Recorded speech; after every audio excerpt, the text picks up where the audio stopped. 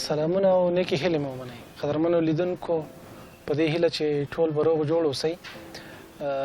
مشهور روسي لیکوال ماکسیم کورګي به ویل چې په نړۍ کې درې ډوله غله دي.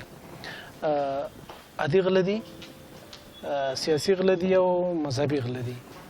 عادي غله هغه څوک دي چې ستاسې پیسې د کور توکي او نور در څخه غلا کوي.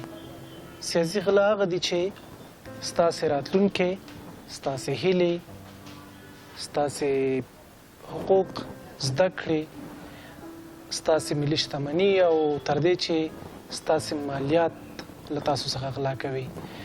دا وړ غله تاسې ناخبره ساتي او په بدبختۍ کې مو لوی لاس لري. همداشان مذهبي غله دي.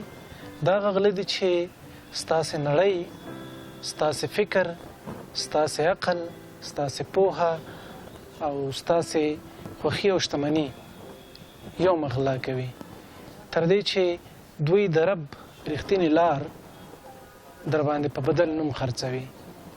عادي غله تاسې ټاکي، خو سیاسي غله تاسې په خپله ټاکئ. عادي غله د پولیسو لخوا تر څار لاندې نیول کیږي. دوی نیول کیږي او دوی ته سزا ورکول کیږي.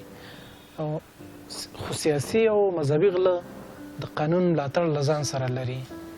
د پولیسو او قضایي ارګانونو لخوا یې حمایت کیږي او په لوړ پوزیشنونو هم دوی کار کوي. نو له دغه دریو غلو څخه ځانونه وساتئ.